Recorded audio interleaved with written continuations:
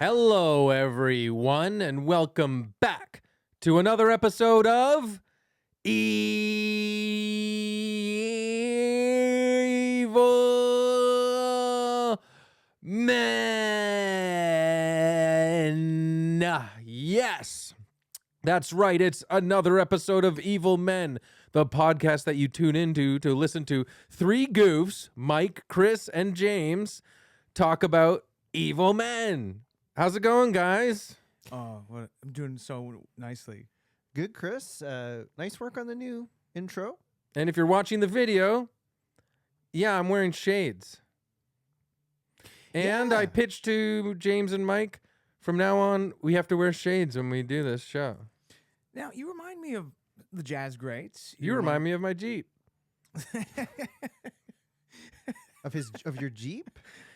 You don't know that song? No. Do you know it, Mike? I don't. I just thought you were saying something completely random. That No, was still it's a funny. song. I think it's an old song from the 90s. You remind me of my Jeep. Is it a country music song? I think it's like it might. No, it's not LL Cool J, but it's someone like that. Oh. So, like... the Sorry, guys- I really knocked it off. No, You were no. going to say I something was gonna say, great. you remind me of the jazz greats. Oh, there you remind go. me You of- do seem high today, Chris, or something, with the sunglasses. Mm. You've got kind of a chill energy. You're drinking a coffee, I think. Where's it from? You Where's seem the like you're on coffee? heroin. Oh, cool. Well, I did read Junkie by William S. Burroughs when my family took us on a ski trip to Whistler Blackcomb when I was in about grade 11. Wow. Did you really read Junkie on a ski trip? Yes, I did. And I listened to Tales from the Punch Bowl by Primus at the same time as well. It was a good trip. Good trip for culture. Whoa, who's this artistic bohemian teen on a ski trip with his family? I'm going to address two things right now because both of you guys pointed stuff at me right off the top, which is great. You know I love the attention. Jazz? Yes.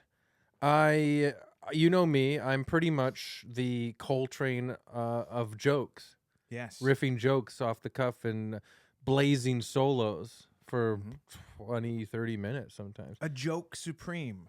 That's right. A joke supreme. A joke supreme. But also, sometimes for 30 minutes, my rants don't even make sense, like Ascension. Yes.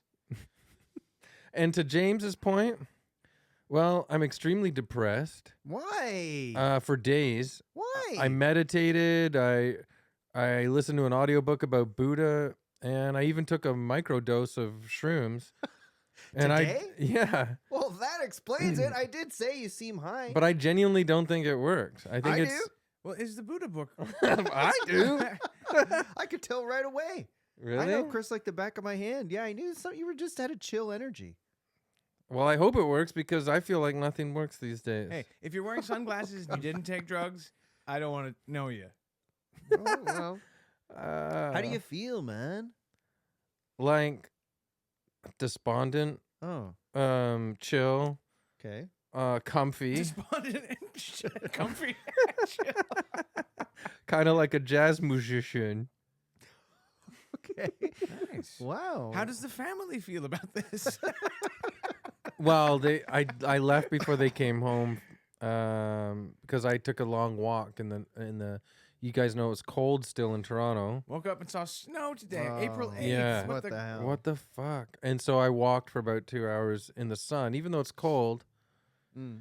I wanted to walk, and that's when I listened to my audiobook by Thich Nhat Hanh, called something like, what the Buddha was trying to get at. You weren't listening to Unfuck Yourself with Buddha? The popular self-help book you know find at airports? It's you know what I actually sincerely do? When I'm on my way to the podcast, I realize I can't listen to sports radio because I start thinking like a sports radio show. Yeah. And it always bumps.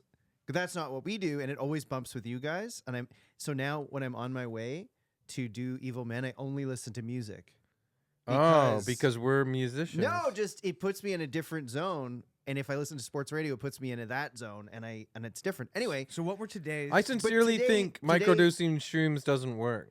but today, And the shrooms are old. Chris listened to a Buddhist That's probably more what it audiobook is. about Buddhism and took shrooms. So that's like taking this theory to the max. And what songs... That's probably more what it is. The audio book, not the microdose of shrooms because What I are think the microdose had lost its potency, and I think even when it's fresh, it might be like, what's the word? Placebo. What sound does it make in the audiobook of the Buddha book when it's time to turn the page? And what songs did you listen to, James, to get in the zone? For Evil Men podcast. Oh God, I didn't listen to anything today, but usually I just put on my Spotify liked playlist, which is a little bit of Very everything. good. Variety, spice of Yep. L. We are the evil men. We've come to get you. Hi. I think we should make our own album. I swear to God, the three of us have such a wonderful, huge breadth of forms of music that we are fans of, and we could really jam some crazy ideas together. Everything from rock to indie Soft rock, rock. to hard rock, Punk rock, like the guy from A&W. Yeah, our friend did a commercial with the guy who's been in those A&W ads in Canada for years and years. Yeah. And he said that in between takes, the guy just wouldn't stop talking about how much he loves punk rock, which was very surprising to me. He doesn't seem like the kind of guy who would be a punker, but there you go. No. Yeah. Well, maybe we don't either to young people. Yeah, I can't. I don't even like. I'm a ghost to young people. They're like, "Ooh, a chill just went through me," as I walk by their social gatherings. Hey, you know what's I think is cool? What? Check this out. Hey, Michael from Sonar producing. How are you doing today? I'm doing good. How are you? So we have a producer with a microphone. That feels like making the big time to me. Yeah. Anytime you get to go, hey, Michael, can you look that up for us? That's amazing. Isn't speaking of Canadiana, isn't there a great song by Tom Cochrane about? About asking a producer to look something up for you? Yeah, but it's called Yeah. The Big Leagues. Yes. About being like a really good podcaster. In the big leagues. You're the father of a young podcaster. My podcast is gonna make it to the big leagues. Yeah, Yeah. Tom Cochrane. that's a good song. I remember one time, if you guys want to hear a funny little anecdote, Okay. I was with my dad and his second wife, and we drove to a mall in Buffalo. And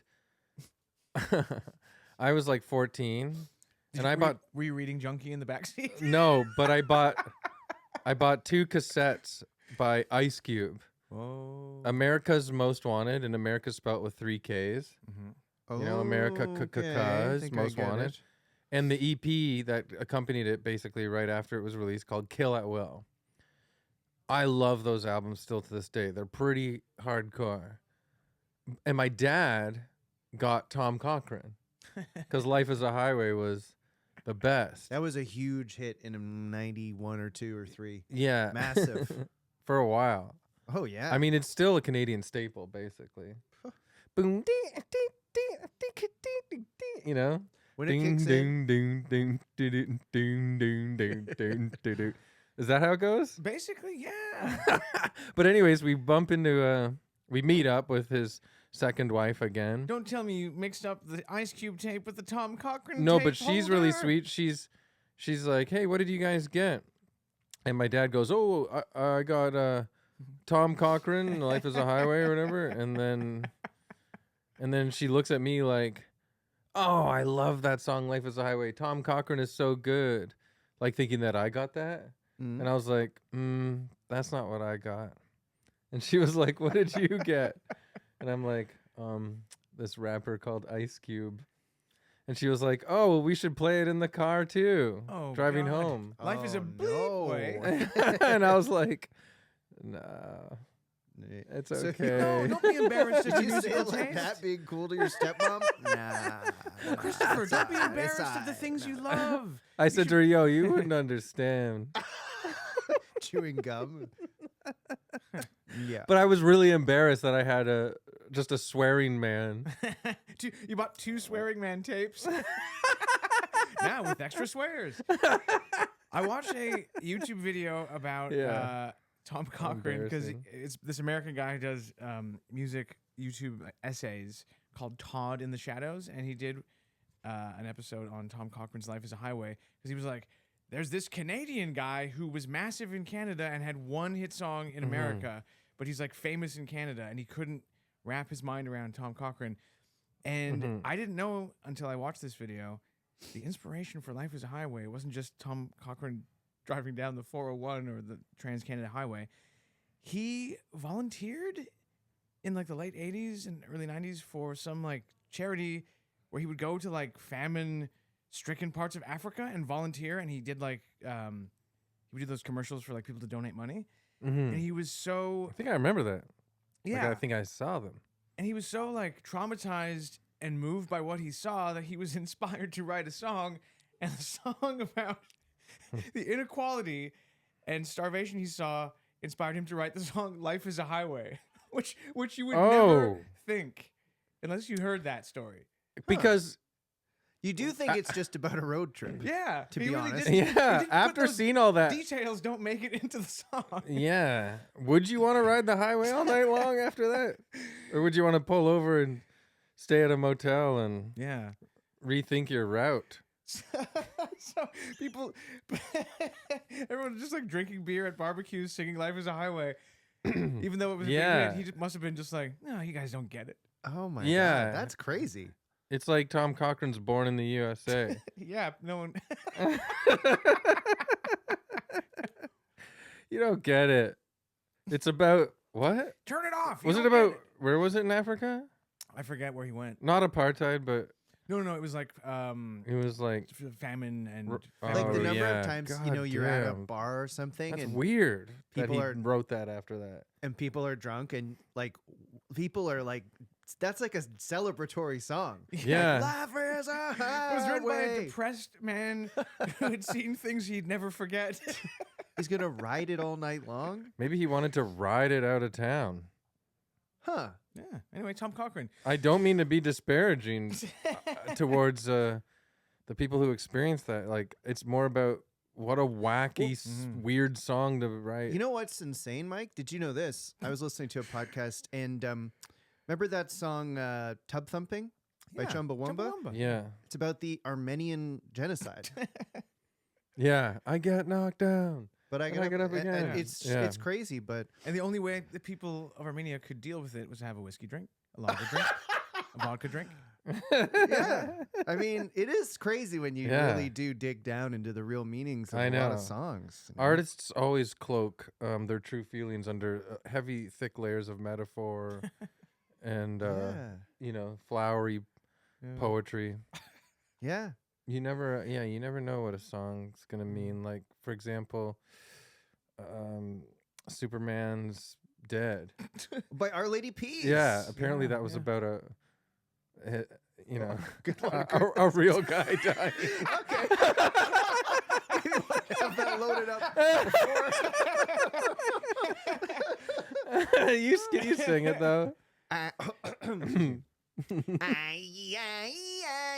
Yeah, Superman's dead. Yeah, Woohoo. yeah, and that apparently it was just about a regular guy. Okay, wow, that is really weird. It sends chills up your spine. Yeah, When wow. you hear the That's true nuts. story behind the music. Yeah. Died of Oh old my age. God. Died of Wow. old age. Lived in the same neighborhood his whole life. Everyone knew him, liked him, even said something funny just before he croaked. Damn. That's what that song's really about. Wow, that is just a shocking one. Yeah. Well, I had one little story I thought of mentioning today. Is it about me getting sick? Yes. Okay. Last week, after we recorded last week, we went to a nearby pub with Michael from Sonar and chatted about the biz. Isn't that right, Michael from Sonar? Yes, that's correct. Wow. That is so That's sick. so cool. I had fajitas. I'll say it. I'll say it. I had fajitas and some wine. yeah, Were you there did. black beans in it? No. Yeah. Sorry, quesadillas. Oh, Mike, I had come on. quesadillas. Quesadillas. Mhm. I couldn't eat a single thing on the menu because nothing was gluten free, basically. Mm. And Chris got I believe Suicide Wings and Molson from the Tap. And we're having kind of a meeting, you know, and then the whole time Chris is so sick because he had My stomach hurt. And you had been talking about getting wings for at least 2 hours before you arrived at at the place. I got them in a to-go container and left them on the table. Michael from Sonar is like, you know, your engagement is really good, and Chris is like, oh, I'm gonna barf. They were like, you didn't say the pub's name, did you? No. That's a good idea. Put your foot up like that. Yeah, I don't like it. It replaced a pub in this neighborhood that used to be really excellent, and it's not the same anymore. It's a different pub, same building, and I don't think their kitchen knocks it out of the park like the old one. Clearly, used to. you were sick. I mean, you guys are laughing because you think that Suicide Wings would just do that to you. Of course it would. Yeah, maybe. Suicide Wings, But they're also- not even hot wings. You'd been looking forward to it because we were talking about that. I like it poutine hot. I podcast. feel like Yeah. it could have been that. It could have been that. I'll give it to you.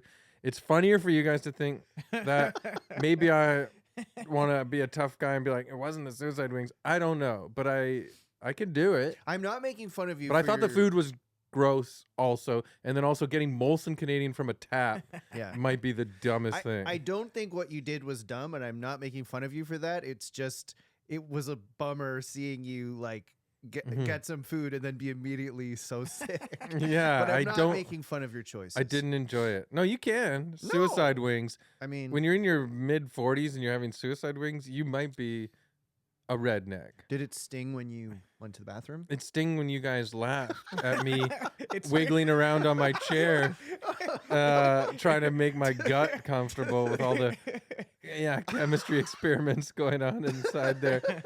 I felt like Vincent Price was in a lab coat experimenting with beakers and all kinds of weird fizzing and smoking things in a laboratory in my stomach. But you know what? I didn't take it to go. But you know what? There was a part because we were like last week we were also talking politics about like the state of the world and all this stuff and tariffs, and how Tariffs. We made it out of clay. we made them out of hate. No, but honestly, good. I'm excited for America to get strong again. Like it's gonna be fucking strong as hell. But the thing is. There was a part of me because it used to be a restaurant that I really liked that was a bit fancier, still a pub, but nicer. And I was looking around and I was tasting this food and I was feeling queasy and I was drinking the beer that I couldn't even finish the second pint because I was like, walk. And I was thinking, is this the first instance of global disparity? You see what I'm saying? Like it felt like I was in a poor pub. Tariffs. We made them because of trade. Tariffs. There you go. Tariffs. These tariffs you will pay. Duh. So you're saying because of That's tariffs, we've had to use Already. poor quality food and Yeah. drink a beer instead of before the tariffs we could import all sorts of the high quality food. I noticed the disparity right away. Yes. And you said the Molson the pub. sucked, right? I can't Sometimes when you believe get what it- happened to Suicide Wings in our country. Do I have to run for office? And is there a meal more Canadian than a pound of suicide wings, basket of fries, and some Molson Canadian? on draft? Yeah.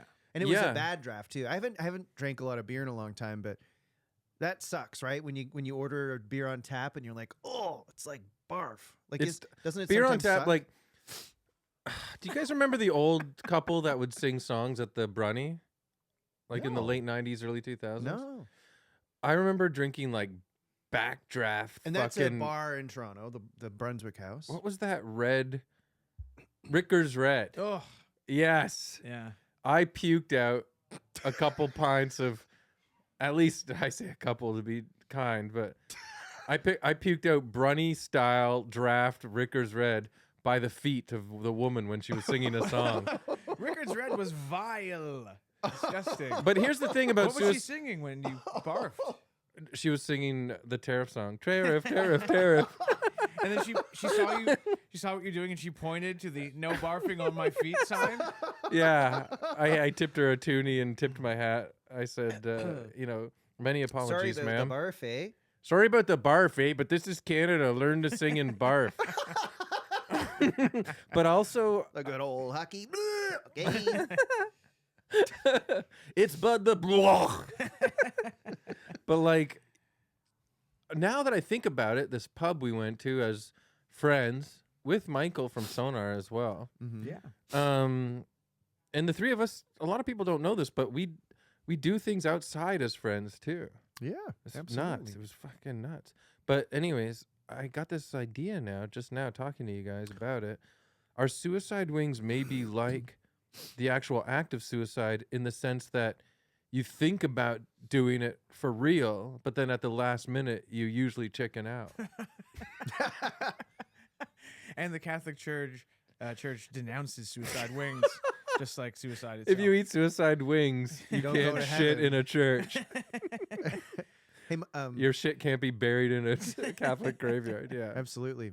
Sorry, I derailed a fun thing. I was just going to say, Michael, look at the way Chris and I have our legs crossed. It's so It's the good. exact same Oh. leg, exact same angle. Sorry, I Mhm. ruined the fun No, it's little good, joke 'Cause we were- area. no, I think we It's reached the not end of really our- fun. It's dark and Oh.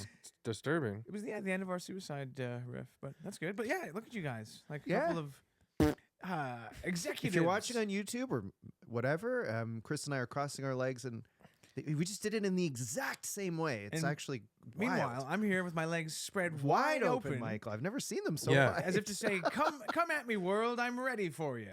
You're man spreading. Yeah, it's very good. Yeah, Chris and I like to, leave something to the imagination when it Yeah. comes to our crotches. And Mike, I guess you just love to say, "Hey, world, here's my area."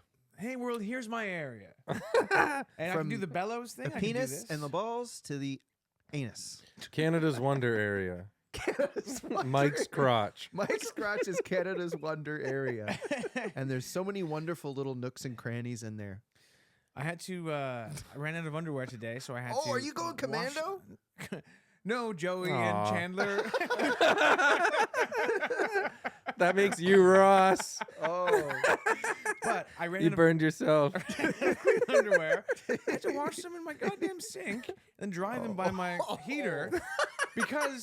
And so, but they're clean. They're clean because I washed them with laundry detergent. I didn't just spit on them and rub them on my face. But That I'm wearing some clean laundered underwear that I did by myself, which actually makes it more meaningful because I didn't use a machine to clean my underwear. You know what I mean?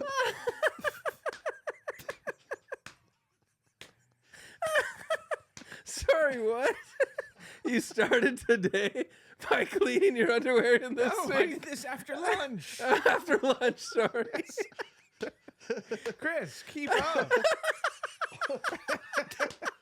I began the day wearing my emergency underwear that's just too tight, so I was uncomfortable. Every now and then we get a glimpse into Mike's home life, and it's like, I ate one hard-boiled egg, and today I washed my underwear in the sink and dried it on the radiator before coming here.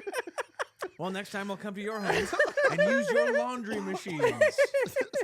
I guess it's true. I have a laundry machine, but that's not.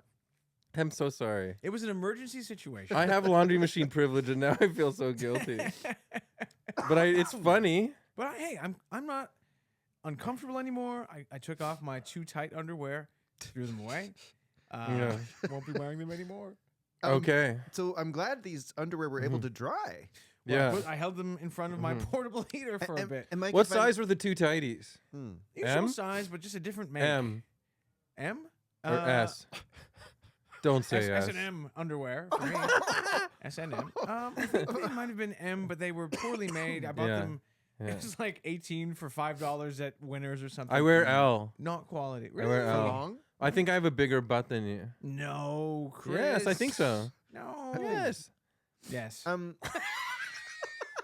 So I was gonna say, so you weren't Yes. at home just bottomless while your underwear was drying. You At were no wearing. point in the I was day. just wondering if you had I no know you've pants got or friends underwear on the mind, but could I be any clearer, James?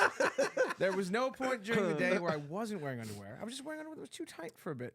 on. Okay, Oh, God. that's okay.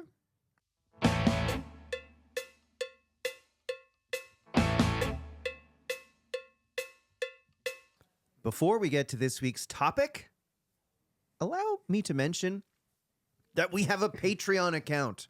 And you can find that Patreon account at patreon.com/evilmen.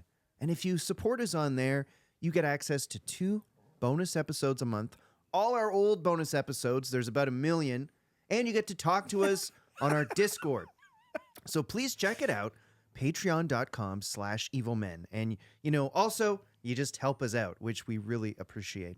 And if you are a subscriber, thank you so much. Also, please rate us 5 stars on Spotify. Yeah. I also wanted to mention before we get to the topic, big thank you to Eve, who has been helping us do clips, and we really appreciate his help.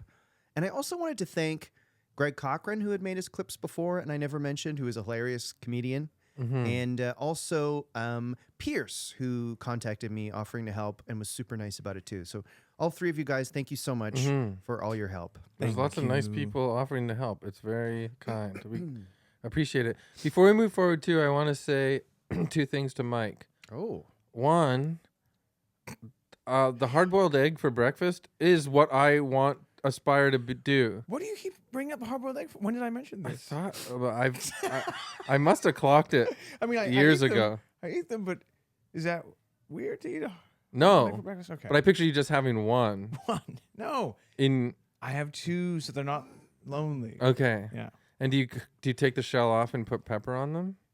Ah, No, Tabasco you sauce. don't take the shell off, I right? eat the You just full eat shell. it with the shell. I put them in my bullet full and just turn it on because the shell is good for your bones. But I want to say I always aspire to just be like a one hard-boiled egg guy in the morning because I think that is good for you. No, have 2. Keeps you slim, gives you lots of protein power. But then I always end up making a piece of toast with peanut butter as well. Oh God, That's okay. That's why I'm know so wretched to look at. But the thing is, Can I jump in? yeah, I eat eggs, a lot of eggs. me too. I got my blood tested. My cholesterol's great. Oh, great. So there's proof. I think Go eggs ahead and are, eat yeah. eggs. I love them in the morning because they're going to keep you full for a while, and they're good for you. All that anti-egg stuff in the 90s was I know. bullshit. They fucked us. They did. I Remember love that eggs. when we were younger, and they tried to tell you eggs? Well, Yeah. no, they're good for you. That's why this month we're donating all of our Patreon revenue to the egg farmers of Canada as a sort of thank you and a tip of the hat. Yeah, they need it. absolutely, absolutely. Get cracking. So Oh, you and so we you have still- 2 hard-boiled eggs each morning with Tabasco sauce. Yes, and then I'll often also have some oatmeal, but not with Tabasco sauce, with honey. Ooh, raw honey. So that's the one with this from the bear, but it doesn't have extra sugar added to it. Yum, From yum. bear. I also want to say Okay. because I laughed so hard, it broke my mind with picturing you washed your underwear. Yes. Before leaving, I used a damp cloth to clean sauce off of my pants. What kind of sauce? Jizz sauce. Baby making sauce. No, chicken tikka masala gravy. Oh. What a day you've had, dude. Chicken tikka masala, a mushroom pill. And I'm still not happy. Oh, brother, but it's not working for me. I'm the Eeyore of this podcast. Yeah, but that works. You've got the whole persona. I'm the really. poo. Yeah, everyone loves Eeyore. Who am I? I You're don't want to poo? be Piglet. Are you Yeah, because you Piglet? like honey. I like honey, and I didn't have. There was a brief moment today where I didn't have anything on my lower body, just like Winnie the Pooh. That's right. when I was changing underwear. And did you have a shirt on with no pants or underwear? I had my red shirt. That's true. Yeah. While he washed I'm his picturing undies. it. I had Sorry, my Mike. I'm hands- picturing it. Hands dripping with honey. I'm picturing Mike Yeah. for that brief moment today when he had a shirt on and no pants or underwear, And it was red. and he had a red shirt on. And he T-shirt. was eating honey with his hand. Honey with my hand. Yeah. And Wow. he got stuck in a hole trying to leave Rabbit's house. Yeah. Yeah. Are you rabbit or are you Roo? Or are I think you- he's Rabbit. Okay. I Okay. kind of forget. Or Christopher Robin. Ooh. I Oh like yeah, that. maybe James is Christopher Robin Or and we are his Bilbo. toys. Bilbo Baggins. Frodo? I do have hairy feet. So Frodo, Pooh Bear, and Eeyore. Eeyore. the classic trio. Bilbo, Pooh, and Eeyore. You know, it is crazy thinking back to Bilbo and the Hobbits, because like even if they're the way they spoke to each other was like, "Hello there, why don't you come in?" and Yeah. you know, Why don't you come in and yeah, sorry, I had a horrible cold. and My I can't wife. I can't get rid of this cough. But you still imagine, Yeah. they had wives and husbands, Yeah. and they They were clearly hot. had sex. Yeah. So how on earth does a Bilbo and a female Hobbit? They're still going in their little bed and having sex. What? The whole time they're having sex, they're just going, "Oh, this is delightful, isn't it? Oh, wasn't this enjoyable?" No, they're gonna be lost in it. They're gonna be going like, "Oh, yes, yes." Isn't that crazy? Yeah. This feels Think so, about it. You feel so fucking good. Yeah, like Bilbo. They don't would even have the thought British that. accent. You feel so fucking good. Holy shit. I can't fucking believe it. Oh. Don't stop. That was taken out by Tolkien's first editor. He was like, "We love the book. Just there's these very graphic scenes where you specify that they lose their fun little Yeah. accent, and it's not as whimsical for a bit." Bilbo, Bilbo. Do you remember that? The clown from like an old. It was like from a Buffalo kids show. There was a Oh. clown named Bilbo, and the song went Bilbo, Bilbo. It was Sounds really like scary. Someone licking Bilbo's asshole. Yeah, and he's like, "Fuck, don't fucking stop." I am Eeyore. So you listen to this. Nobody likes me. That was pretty good, right? I loved it. Hey, I hope whoever is doing Eeyore's voice for Disney right now dies. Shaking in their boots. Well, I yeah. hope they shake and they die. And then, Chris, you get the call from Oh Walt. man, that'd be You get the awesome. call from Walt saying, "Hey, it's Walt." There's Chris? so many people from Disney. I hope that they die. Yeah. Oh, Just kidding. I don't want That's, anybody. I don't wish. Chris's opinion alone. No, I You know the- don't. I love Disney. You know the original voice. but I just want a job as a voice of Eeyore. You know this probably. The original voice for Shrek was supposed to be Charles Manson, but then he died, and then Mike Myers filled in for him. Yeah, Wow. yeah. Shrek's catchphrase was originally going to be. Yeah. Well, Michael, you chose the topic this week. Chris and I have no idea what it is.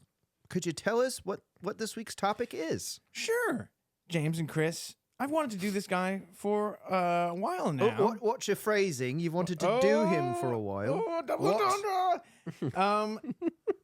This week's topic is the legendary English record producer Robert George Joe Meek. Now, Chris, you've probably heard of Joe Meek, the producer. James, have you heard of Joe Meek? Never. So, Joe Meek, we might have to take this out, but I can probably play a few seconds of it. He's probably best known for the #1 song in Britain that is used a lot of the time. You can hear it on the radio every now and then, and it's used for football teams in the UK. It's called Telstar from 1962, and it's like a futuristic space instrumental song that was a #1 hit. Wow. 1962. I'll just play a few seconds of it.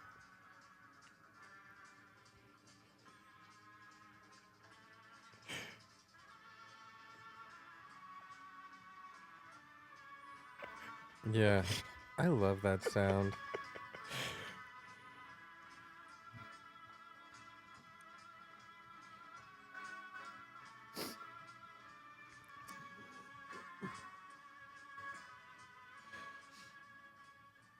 So that was a few seconds of the Joe Meek hit Telstar from 1962. So that gets played at football games? I was reading that some football teams use it, Huh. and it's been like TV and radio show themes and stuff. Huh. Margaret Thatcher once said it was one of her favorite pop songs, which seems very What unlikely the heck?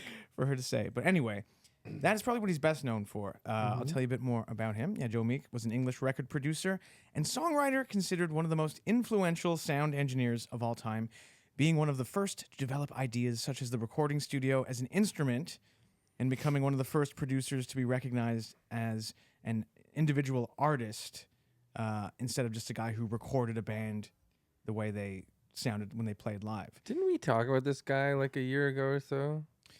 Possibly, Okay, sorry. but we never did a full episode. I No, don't me think. and you. Yeah. I mean, just didn't Oh yeah, casually. probably. Yeah.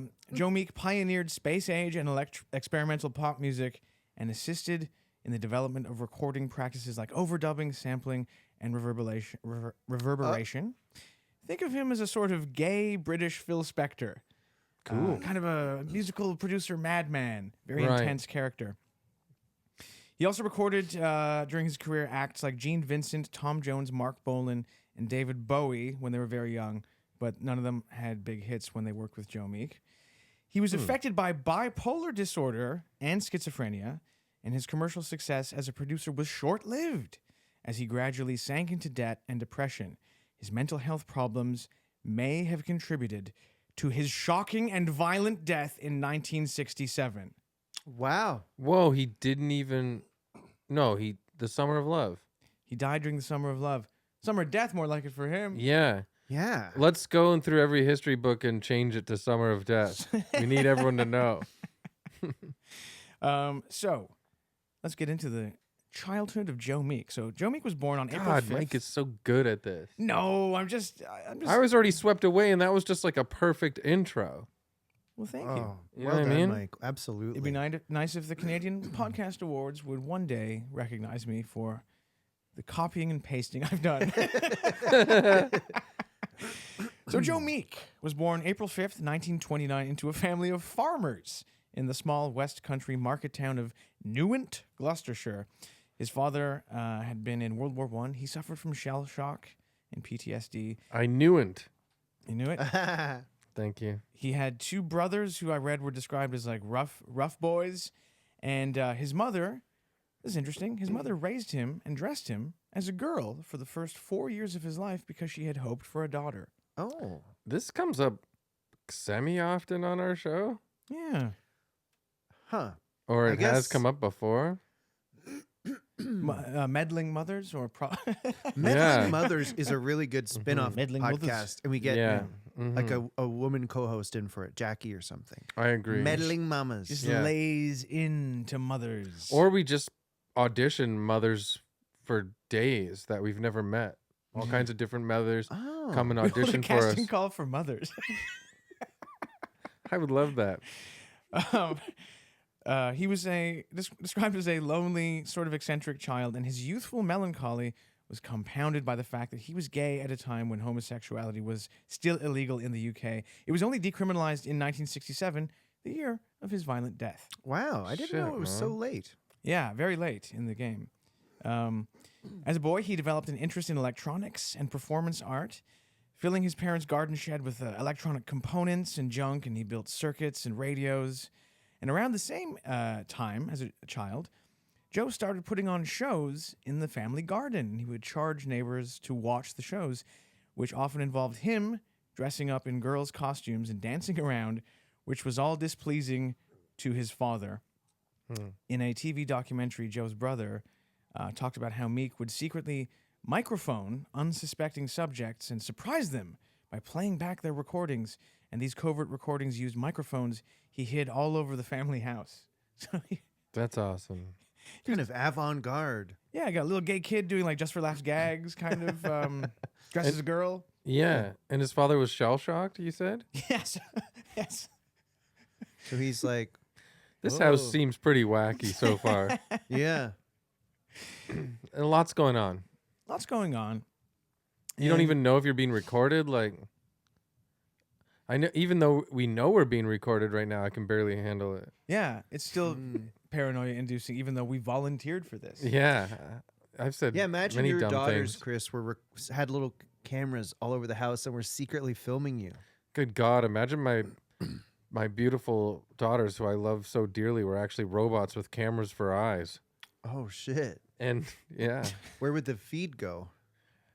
some sort of like Dark website. some sort of deep underground government top secret thing. Like, let's spy on a guy who's barely making it as a comedian. Oh, look, he's going to the bathroom again. Yeah. He might have had suicide wings last night or something because he's really This going is- a lot. This is great. He's not working as hard as he tells his wife he was working today. He told his wife he was sending emails, but he's just been on the toilet and listening to reggae. He's auditioning a string of mothers for his podcast or something. Why are they all so bosomy? Yeah. Some of them aren't real, I don't think. Oh my God. Imagine like, anyways, No, come on. What? imagine the government sent a robot mother with cameras for eyes into the audition to spy on our audition to see what's going on. We would have to be on our best behavior. Hello. So, guys, can you believe that when Joe Meek turned 18, he enlisted in the Royal Air Force and worked as a radar technician, which increased his interest in electronics and outer space. He was also interested in the occult, as we'll get to in a bit. From 1953, he worked for the Midlands Electricity Board, eventually leaving to work as an audio engineer for a leading independent radio production company, which made programs for Radio Luxembourg. Man, it's like, you got to think that era of like, you know, a generation or two post Tesla, like everyone was so psyched about electricity and Yeah. electronic gadgets. Fiddling with gizmos, Yeah. looking at gadgets. Fiddling with gizmos reminds me of when I was 14 in the bathroom. Yeah. Taking a dump? No, I meant, You know who else fiddled with Gizmo? Stripe. Yes. And look where that landed him.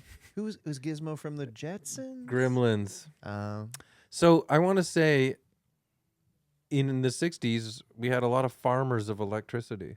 Mm-hmm. That was their job.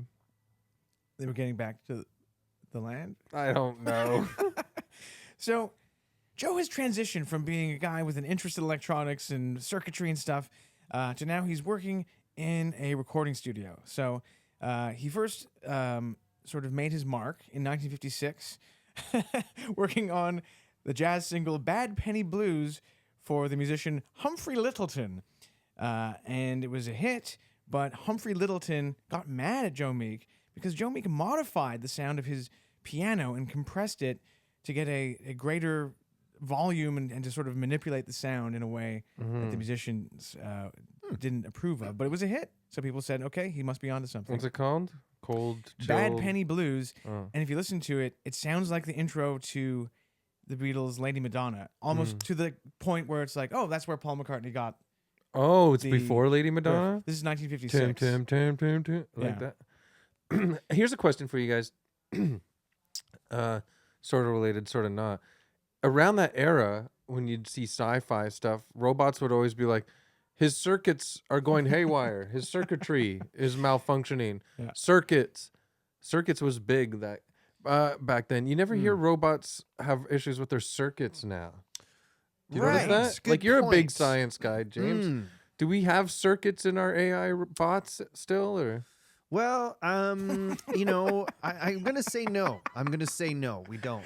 You never hear of it. No, you never hear of it. So, yeah, that's what I'm They've gonna just say. got USB input. They have USB for inputs, USB they keys. have My Bluetooth is failing. HDMI. Yeah. Yeah. No, You ever it's go to good. the Apple store and go, I need new circuits for my gizmo? Okay. A genius will be with you in a moment. And then an old guy from the 60s comes out. Yeah.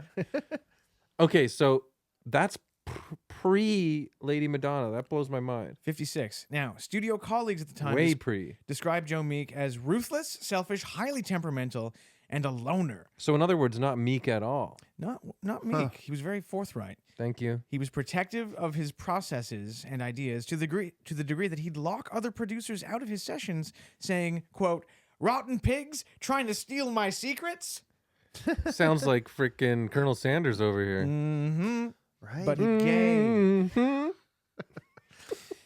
Next, Meek worked at a place called Lansdowne Studios, and it was this that led him to work with the wealthy toy importer, a guy named Major Wilfred Alonzo Banks. And with his funding, Joe Meek started an independent career as a producer. He also founded his own record label called Triumph Records in 1960 with money from Major Wilfred Alonzo Banks. Every character and word in this presentation is wonderfully unique. Thank you. Well, it's Joe Meek's life. But no, I don't even think you should say thank you. I mean, it's just the story of this world. It's really, there's so much great stuff going on. So what was his name again? Captain Alonzo Berserk? Major Wilfred Alonzo Banks. Captain Berserk. Boy, I'd like to finance your record label. The name's Captain Berserk. His hat bounces off his head. With Captain Berserk's money, Triumph Records released a single called Angela Jones by a singer called Michael Cox, which was popular, but the independent record label couldn't physically press enough records to satisfy demand, so Whoa. it didn't make enough money, and the label soon folded. Very sad, but he's getting closer. Always have stock in mind when you're pitching a new product.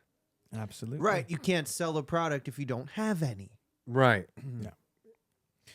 Now, this is interesting, and I have a personal connection to this next part. Ooh. Joe Meek next went on to set up his own production company known as RGM Sound, later Meeksville Sound, at the address 304 Holloway Road in North London, which is right around the corner from where I lived for a time when I was there, and there's a blue plaque over on the building saying this is where Joe Meek lived and died. No How about way. that? So when you lived there, did you know who Joe Meek was? And you noticed the sign? I had a bit of I knew a bit about him just from like 2 or 3 songs I knew Yeah. that he had produced. Anything? Was it a nice building? It looked fine. Oh, yeah. It was just above. It was like a flat above a store. Ooh. That's awesome. So from 304 Holloway Road, Joe Meek operated. He turned his apartment basically into a home studio in his home. So Yeah. he had tape machines and mixers and cords and microphones just like crisscrossing. Yeah, it strewn must have been so all much over the equipment place. back then, not Yeah. just like now. He was like, everything was electric. Yes. Chris is- Circuits were just being pushed to the limit. And he operated his home studio on the third floor flat above a leather goods store operated by his landlady and her husband. So he's just recording in an apartment, which he was like the first person to do this probably. His first hit from Holloway Road reached #1 in the UK singles chart, a song called Johnny Remember Me by the singer John Layton. The instrumental Telstar, recorded in 1962, released that year as well, reached #1. So he's got 2 #1 hits And that was here. the song you played for us, right? Yes, the space age funny, Telstar. I'll be honest. It sounds cool. When I listened to it, wouldn't have pegged it as a chart-topping hit. No, I think instrumentals used to make the charts back That's then. kind of cool, Until actually. like maybe in our lifetime, the song Popcorn. That Yes. I can't remember the last instrumental though. It'd be so cool if like next month a instrumental was a chart topper. It's hard to imagine, but it'd be cool. Yeah.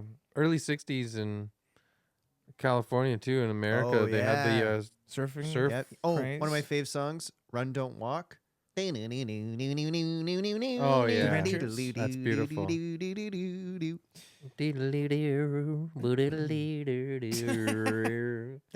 I love that stuff. Yeah, it's cool.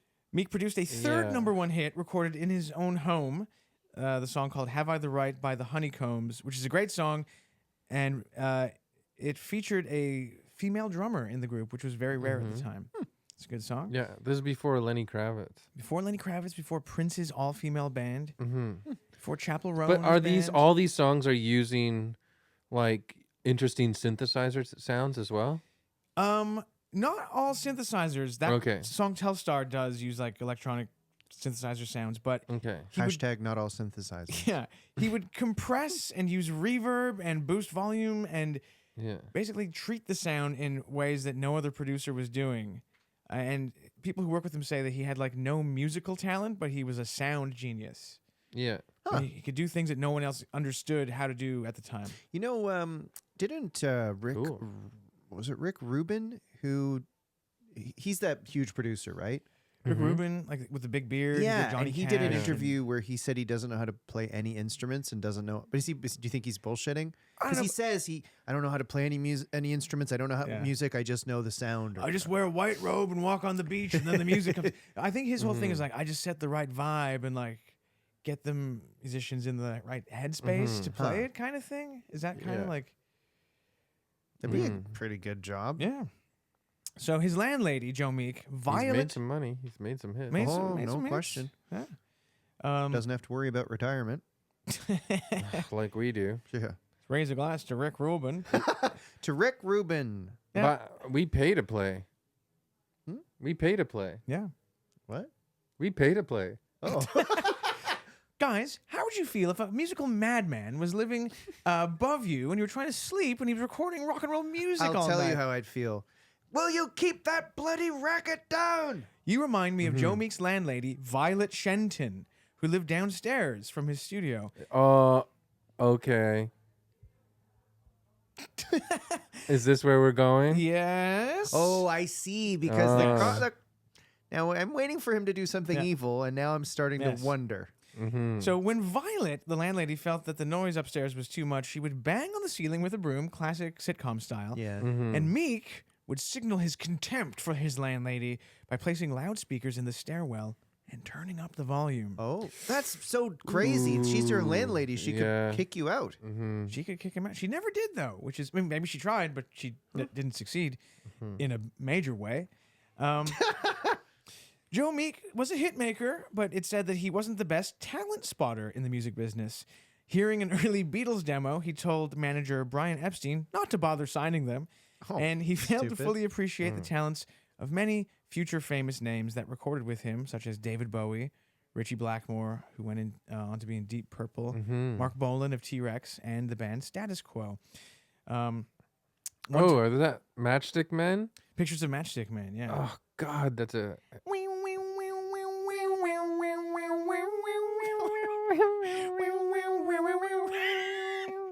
Great song. That And- song is so good. And they have tons of hits in the UK, whereas they sort of had one song that was a hit in North America. Anyway, Yeah. here's an example of Joe Meek's failure to spot talent. Also, Deep Purple wasn't good without Ritchie Blackmore, basically. Right. He was with them for Smoke on the Water and Hush. Yeah. Right. I think so. Yeah. Joe Meek once auditioned a band called the Raiders, and he left them in no doubt about his poor opinion of the voice of their singer, a 16-year-old kid named Rod Stewart. Oh, that's Oh, crazy because then man. the Raiders moved to America and Yeah. became that football team. Yes, yeah. Yeah. And Rod Stewart Got was a killed. quarterback. he was a quarterback. He the- won two for the Raiders. World Two Super Bowls. Series. Yeah, Yeah. Until he broke his spine. right. And now, It is PTSD and what's the CTE yeah, of the brain? yeah. Mhm. So let's talk about Joe Meek's artistry before we move on.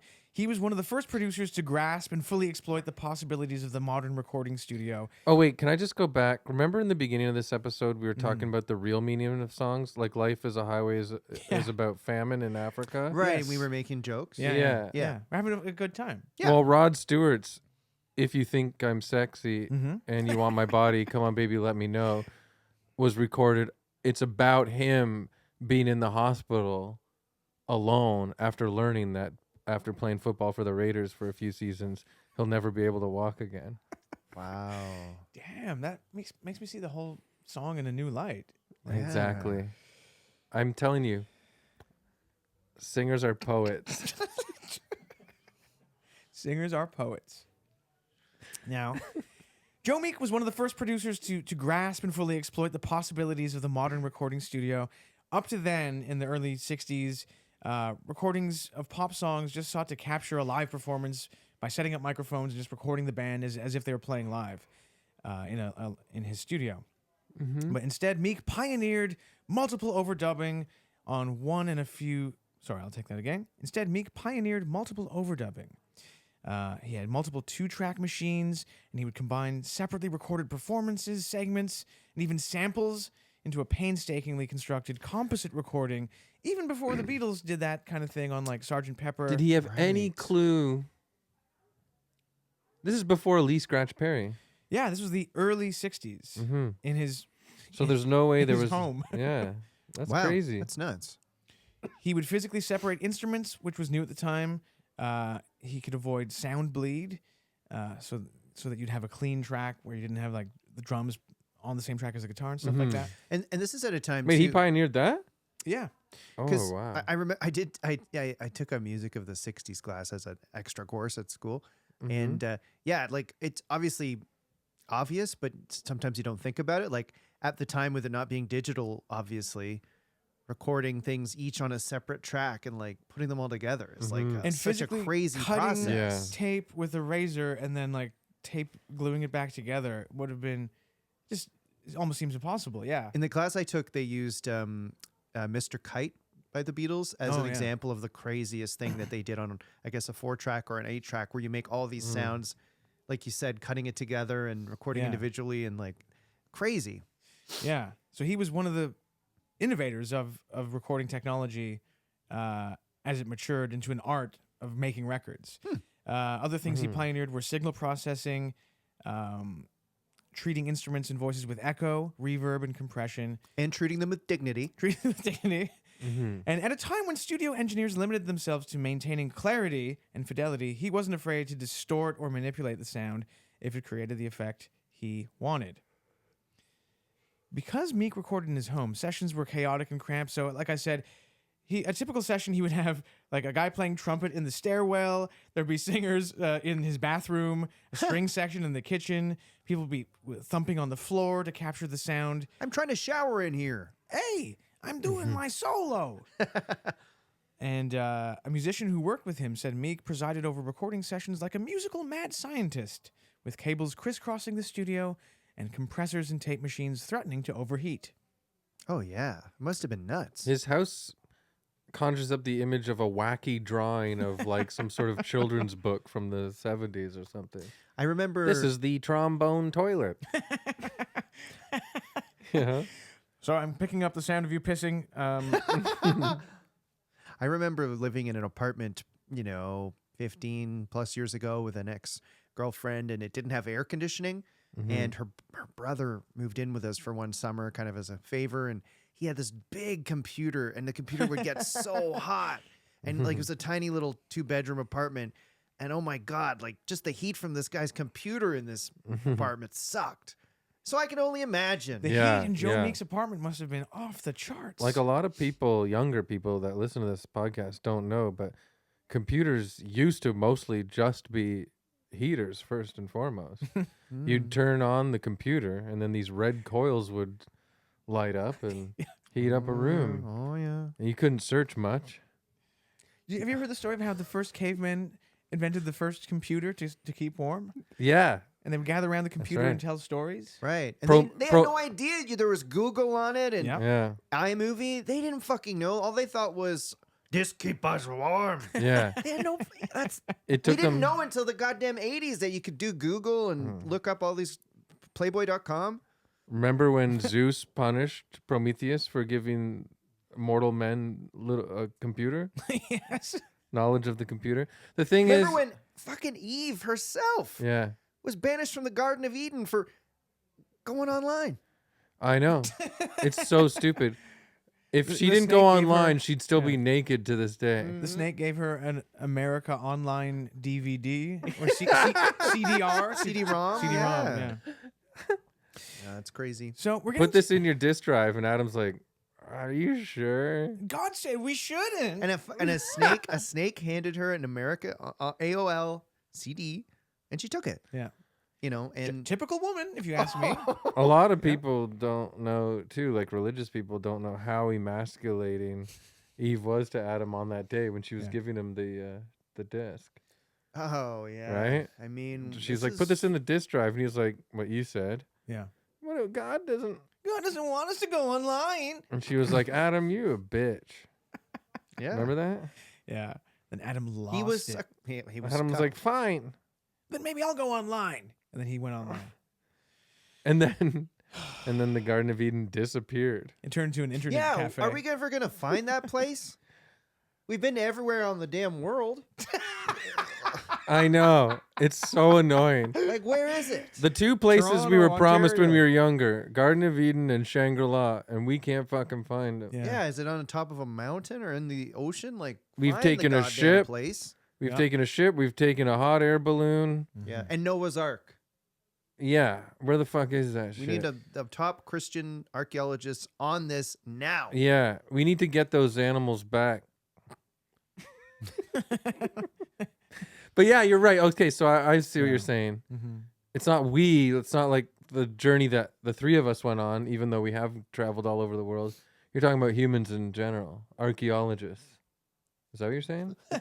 Well, I was just joking about we got to get these archaeologists to find Noah's Ark. Yeah, but I thought you were referring to the travels the three of us have done as well.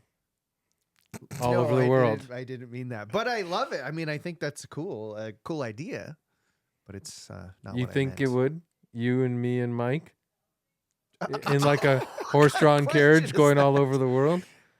Hot air balloon? Submarine? It feels like Wooden ship? You would do it? I don't know what you're asking. Limited This groceries? Is what I heard. Limited food supplies? This is what I heard. You think it would? You and me and Mike around the world? I don't know what that means. You said it was like you like the idea of it. You and me and Mike traveling around the world. Yeah, looking for Yeah. Garden of Eden. Oh, yes. I love. That's a great documentary idea. Be like one of those Michael Palin documentaries. Michael from Sonar might Yeah. want to put that in the idea list. A Sonar documentary where Michael, James, and Chris search for the Garden of Eden. Do you guys want to hear about Joe Meek's absolutely fucked up personal life? Yes. So, check this out. Joe Meek became fascinated with the idea of communicating with the dead after reading works about EVP, electronic voice phenomenon.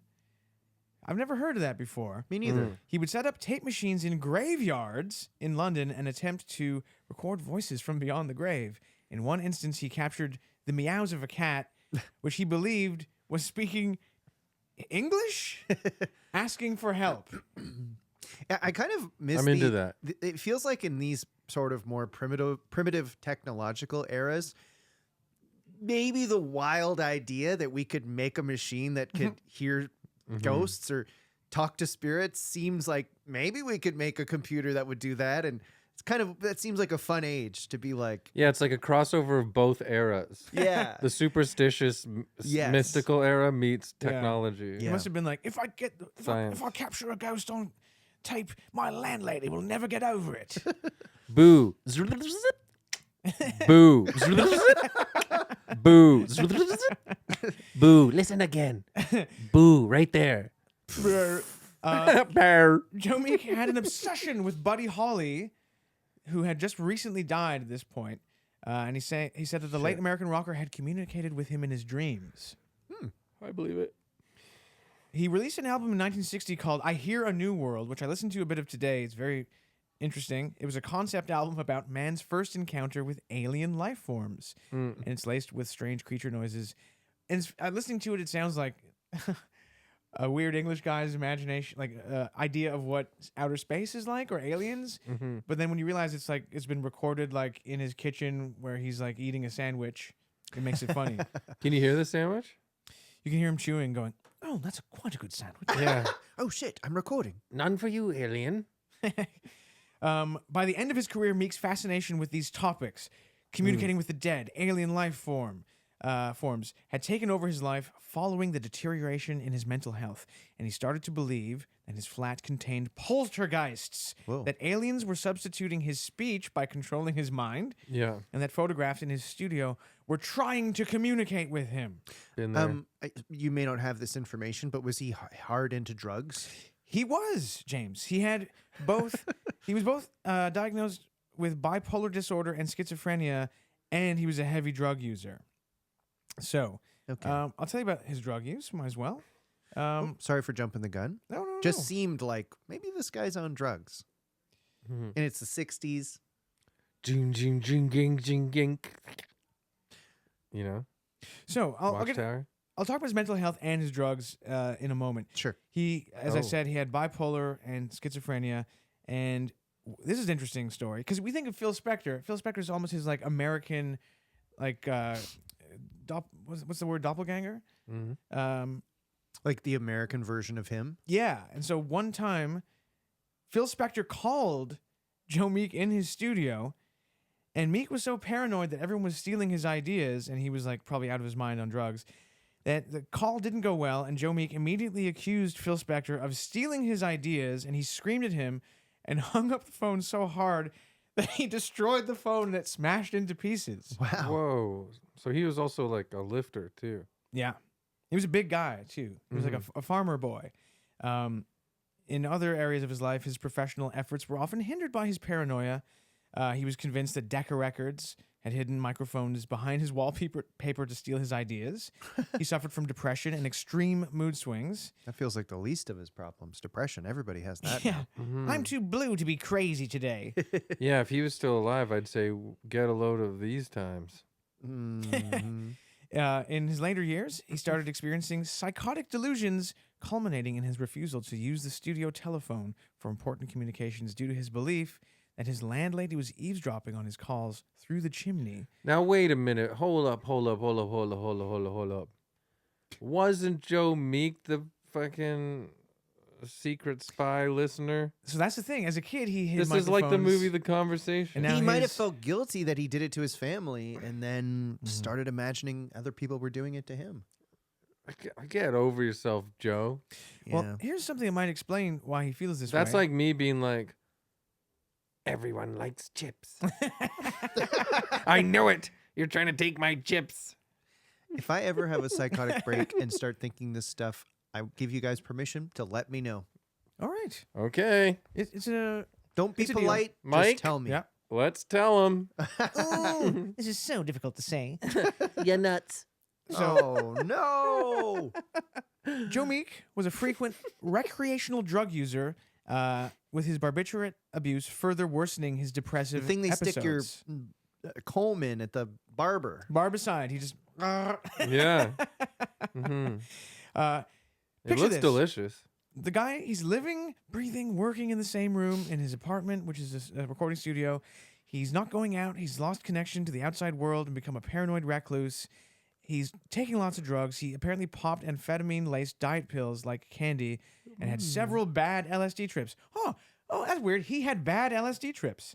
Yeah. But he took these diet pills because he was trying to slim down and look beautiful. But he was like a big doughy guy. Mm. They say he was always difficult to work with. Domeek. But he got worse and worse, and his behavior occasionally bordered on the psychotic. Here's something crazy. During a recording session, he once stuck a shotgun in a session drummer's face and barked, "Play it properly or I'll blow your fucking head off."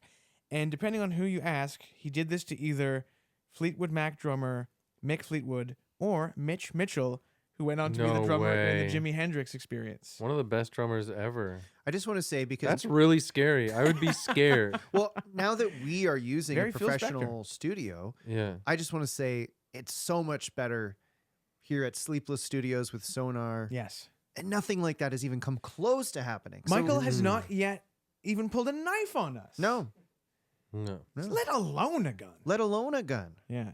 And we'd like to thank you. Michael, we would like to thank you for that. If Michael has even a little knife at all, it's only because of his fear of what we might do. Now, this is another look at Joe Meek's lifestyle. He was known to regularly make sexual overtures to the assembly line of young musicians who worked in his studio, many of whom would go on to become legends in their own right. Tom Jones, for example. It's not unusual to have this guy grab my ass. Well, Tom Jones once went to a session at Meek's studio, and the producer, as he was wont to do, sent the band away and asked Tom Jones to come upstairs, and they went upstairs. Next thing the band knew, it ended up in a punch-up. Tom Jones, his bassist, said that he saw Tom Jones running down the stairs out of the building shouting, "He just touched my bollocks! That bastard grabbed my balls!" Oh my God. And he ran? He ran. He was always falling in love with younger, prettier men and was always unable to move on when they rejected him. He was particularly obsessed with a bleach blonde prodigy named Heinz Burt, who played bass for the band The Tornadoes, who had the #1 hit with Telstar. And Heinz moved in with Joe Meek. The Oh, pair it worked. I was going to say, you know, how about you tell Tom Jones, hey, you look nice today, or ask him about Yeah. himself. Maybe Yeah. don't just go straight to grabbing his balls. Don't grab bollocks. Tom Jones' balls. You know, Okay. try to make a friendship first. Yeah. Oh, Tom, I love your powerful voice. Yeah, Oh. exactly. Yeah. Hey, would you like to get dinner sometime? Hey, I was reading this book called Thunderball the other day, and I think you'd be great to sing the theme song. Now, so Hines lived together with Meek for a while, and some think they had an affair. His bandmates said that Hines wasn't gay, but that he did what he had to do to get by. So was this advantageous to his career? I guess because he had hit with Telstar, so maybe he just was like, yeah, okay, Joe Meek, if you want to make love to me tonight, so I have a place to stay. Michael from Sonar, don't get any darn ideas. Sounds like many of the young men who worked for Tiger King. Yes. Yeah. Joe Meek's homosexuality, keep in mind this is when being gay was illegal in the UK, put him under further pressure because once in 1963 he was arrested and fined £15 for soliciting gay sex in a public bathroom. So he was an undercover cop basically caught him hanging around a bathroom. Give me a Looking break. for guys. What a waste of a policeman's energy. Like, Apparently Yeah. they would do these they would entrap gay men all the time oh in my this way. God, that is so screwed up. And Joe Meek was terrified of his mother finding out about his sexual orientation, even though she had dressed him as a girl. Whatever. Live your life. Right. She Um, confused him from not that being gay comes from being confused, but she confused gender right off the bat. yeah. Or like, I get what you're saying. this is difficult for me to talk about. So when he No got offense arrested, if I was saying the wrong thing there. Sorry about that. when he got arrested and fined, he was worried that the scandal would affect his career and his relationship with his family. After the arrest, he also became the victim of blackmail. Jesus Christ. And we're getting towards the end of his life. and- Was it Tom Jones's bollocks that had incriminating evidence against him or something? You'll never grab me again. Don't tell Tom I'm writing this letter. Love Tom Jones balls. Some people say the final straw that finally drove Joe Meek over the edge was an incident involving as it was known, the suitcase murder, which was a case. So the suitcase murder was this. A 16-year-old teenager named Bernard Oliver, who had been rumored to work at Joe Meek's studio as a tape stacker, was murdered. He had been assaulted, cut into pieces, and his remains dumped into 2 suitcases in a field in Suffolk. I don't know how you say it. Police declared their intention to question every gay man in London Oh my God. to find out who did it, which included me because he was now registered as a gay man as a criminal, right?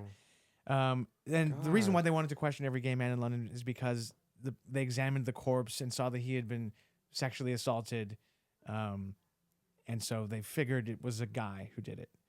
Don't know if they were barking up the right tree with their investigation, but who knows? Though there has never been any suggestion that Meek was linked to the murder, the fact that he was suspected may have made him snap. Now, Joe Meek always walked everywhere outside the studio wearing sunglasses. Cool. See, I Okay. told you guys. Chris is wearing sunglasses. But are you today. guys going to bring yours next time? Sure. Yeah, why not? I think we should. He did this because he didn't want to be recognized by gangsters such as the famous Cray twins, who he had a beef with because they tried to steal some of his acts to manage them. And Tom Hardy played both of them in a movie. yeah, and Joe Meek told them to fuck off.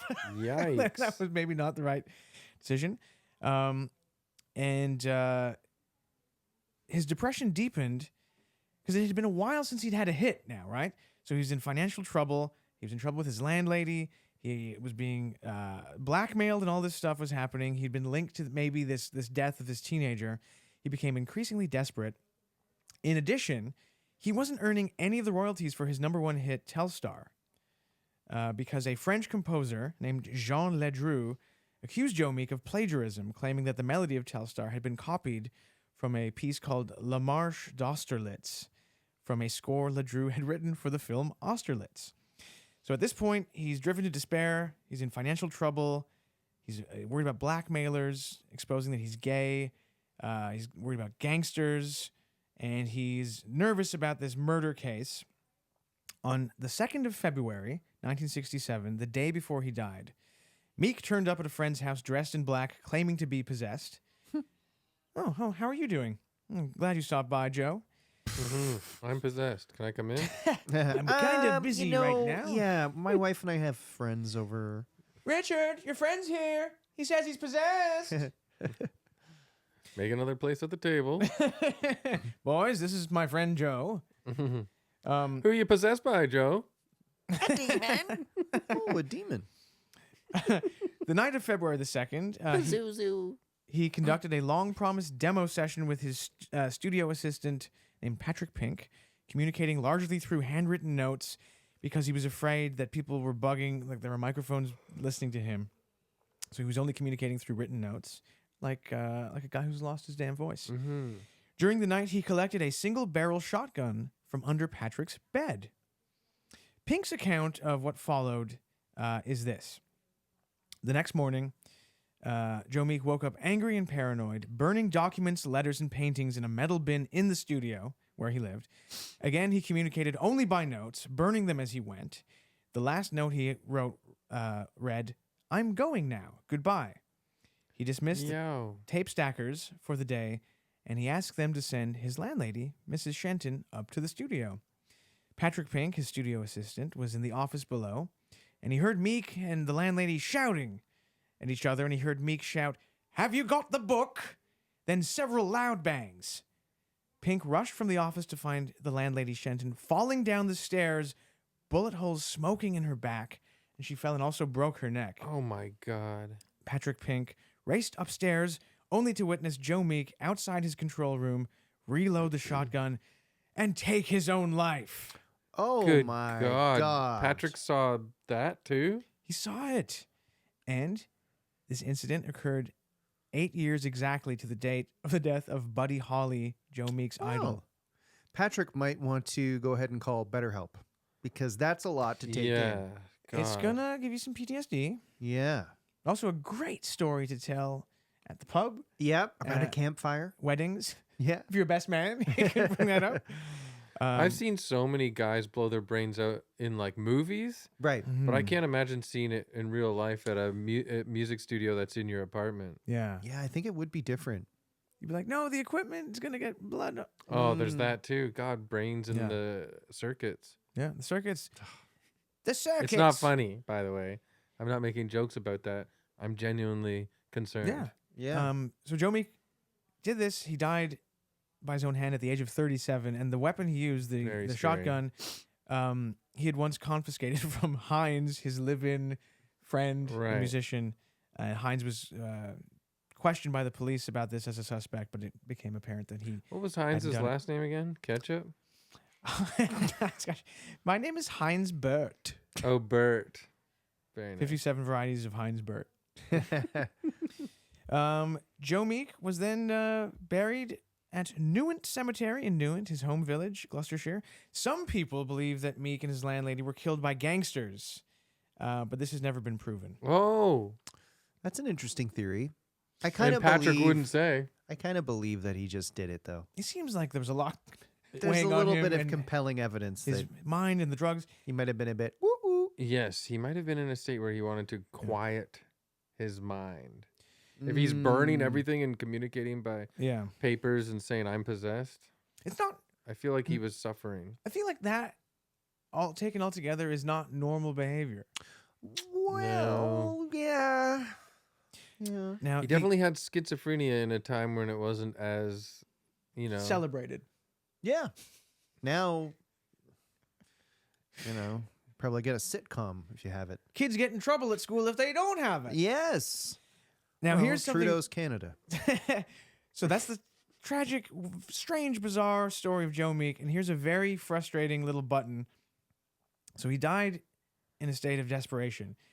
The lawsuit over Telstar royalties, his number one song that he never received a penny of during his life, the lawsuit over Telstar royalties was resolved in Joe Meek's favor 3 weeks after his death. No. So His he would have number made one single. millions of pounds and been Probably. set for life. I think so.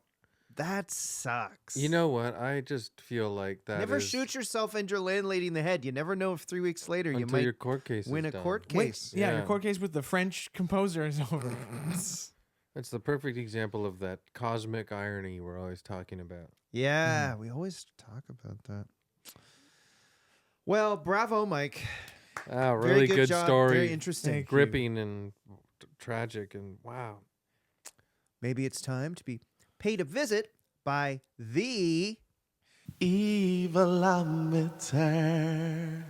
Oh, look at him. Oh, he's out of his mind on barbiturates and LSD. And he is holding a shotgun. No, don't do it. Don't do it. Evilometer. And also, what's that? Oh, he's been fined by the police for hanging around the toilets. Evilometer. It's fine. It's legal now. All right, I'll go first to give him an evil score from 1 to 10, Relax, 1 being evilometer. least Yeah. bad, 10 being the most bad. I mean, I guess the main he was mentally ill, but he did probably kill his landlady. So let's say And is that a crime? 3.5. Right. 3.5. Mhm. Okay. That's good. You know, He was a Maoist at heart. Just, who amongst us hasn't wanted to kill our landlord? Is that wrong? I always try to curry everything in their favor. I always want them to think I'm the nicest son they've never had. mm, That's how I manipulate people oh yeah, and get what I want. that and your sexuality and your ass. and My everything. ass, which is one size bigger than Mike's for sure. L. I've never thought about comparing, but I will start to. Let's put them together after the show. You know all three what? of us. This could be a great way to draw people to our YouTube Mhm. channel, which is youtube.com/evilmenpodcast. If at the end of the recording, we just get one shot of the two of your asses. Mhm. No, In jeans. No. The three of our asses. Okay. Bouncing- Mine too. What? Mine too. Bouncing around Yeah. So check in it out slow on motion. YouTube and subscribe to us on Yeah. YouTube, please. And you'll see a shot of our asses. Anyway, I'm going 3. Yep. Because same as you. I don't really do the points. I always just do a full number, but I'm the same as you. Mm. It's like murder, but he was also suffering from some stuff.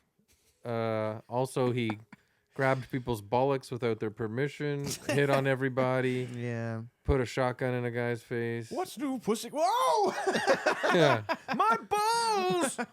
I said pussy cat, not pussy dog. Oh, I'm sorry. I must have misheard you. I said pussy cat, not my hairy balls. Rushing Billy Hell. I love that song. Joe Meek. What to give him? He was mentally ill. He was on drugs. He was unfairly persecuted for being a gay man True. at the time, and he also died. I forgot to mention he died probably just before homosexuality was decriminalized that same year. Oh my god. So had he just lasted a few more months, Yes. maybe his life would have turned around. It's a tragedy. Anyway, I give him a 3.2. It is sad and wrong. It's wrong he killed a human, even though it was a landlady.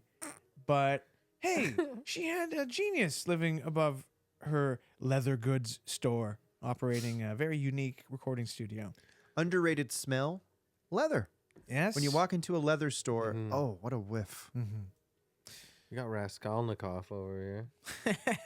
Let me ask you this. What if you were born into a landlord's family? Or a landlord's body. Like, oh no. Yes. What if you died prematurely and you Oh, got no. sent back, but you had to be in a landlord's body? Oh, What would no. you do? I'm in a landlord's body. I'm in a landlord's body. Like your voice inside is higher? Woke up this morning in a landlord's body. I don't know what to do. Yeah, what if you quantum leaped into a landlord's body? Would you just jump off a bridge? I'd lower the rent and sell the building. But if you sell the building, another guy's just going to buy it and rent it out. Yeah. Then you kill that guy. You keep killing Okay. landlords. Well, Anything to promote or anything like that? We're all doing Laugh Sabbath. tonight. Tonight. in Toronto. Yeah. Comedy Bar. 9:30 at Comedy Bar. Please come check it out. That's going to be awesome. Man, good work, Mike. That was fun. Great job. That was another Thank great you. episode. Thank you to Michael from Sonar too. Thank you, Michael. Hey, my pleasure. And thanks for Oh. never grabbing our bollocks or putting a gun in our Yes, faces. thank you, Michael. Still early. Oh. Let's get out of here. That was another great episode of Evil